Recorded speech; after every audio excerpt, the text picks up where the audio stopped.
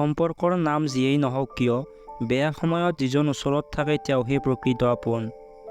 গোটেই পৃথিৱীক পোহৰ দিবলৈ যেনেকৈ এটা সূৰ্যই যথেষ্ট, ঠিক তেনেদৰে গোটেই জীৱনটোক সজাবলৈ মনে মিলা এজন মানুহেই যথেষ্ট।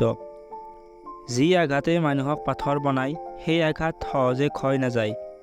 জীৱনত যদি আগুৱাই যাব বিচাৰিছা, তেন্তে নিজৰ কাণ বন্ধ ৰাখিব লাগিব, নহ'লে জীৱনত চলাৰ পথত বহুতে তোমাৰ মনোবল ভাঙি দিব পাৰে। পৃথিৱীৰ সকলোতকৈ সুন্দৰ সম্পৰ্ক কোনটো জানেনে? য'ত দুয়োজনে দুয়োজনৰ ওচৰত গুৰুত্ব পায়। আজিৰ দিনত ভদ্ৰতাৰ একো মূল্য নাই, কাৰণ ভদ্ৰতাক সকলোৱে দুৰ্বলতা বুলি ভাবে। কিহৰ ইমান অহংকাৰ? আজি বেলেগক ঠগাই তুমি হাঁহিছা, কিন্তু কালি বেলেগৰ পৰা ঠগ খাই তুমি কান্দিবা। অপেক্ষা কেৱল সময়ৰ।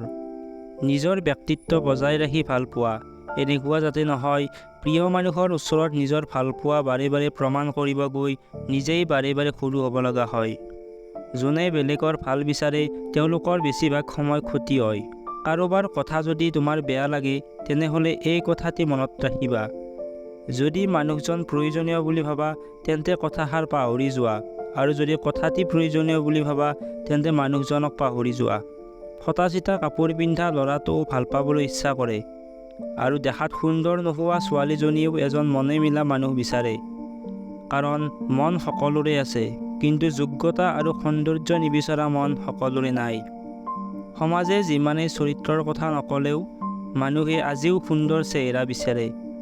আচৰিত কথা, টকাৰে ভালপোৱা কিনিব নোৱাৰি, আৰু টকা নহ'লে ভালপোৱা মৰহি যায়। ছোৱালীক চাকৰি কৰা ল'ৰাৰ তাত বিয়া দিম বুলি আশা কৰাতকৈ ভালদৰে পঢ়া শুনা কৰি নিজে চাকৰি কৰাৰ বাবে উৎসাহ দিব লাগে। সহজ সৰল মানুহবোৰে নিজে যেনেকুৱা বেলেগকো তেনেকুৱা বুলি ভাবে, যাৰ কাৰণে তেওঁলোকে প্ৰায় ঠগ খায়। যদি তুমি গৰীব হোৱা, তোমাৰ নিজৰ মানুহবোৰেও এৰি যাব, আৰু যদি তুমি ধনী হোৱা, তেন্তে দূৰ সম্পৰ্কৰ মানুহবোৰেও সদায় খবৰ ল'ব। আপোনাক কোনোবাই বেয়া ব্যৱহাৰ কৰিলে তাৰ উত্তৰত আপুনিও যদি বেয়া ব্যৱহাৰ কৰে, তেন্তে জয়ী সিয়ে হ'ব, কাৰণ আপোনাৰ দৰে শিক্ষিত মানুহ এজনক তাৰ স্তৰলৈ নমাই আনিব পাৰিছে। মানুহ এনেকুৱা প্ৰাণী যাক বিশ্বাস বা অবিশ্বাস একো কৰিব নোৱাৰি। বিশ্বাস কৰিলে ঠগ খাব লগা হয়, আৰু অবিশ্বাস কৰিলে হেৰাব লগা হয়। এই স্বাৰ্থপৰ পৃথিৱীত ভাল বেয়া একো নাই।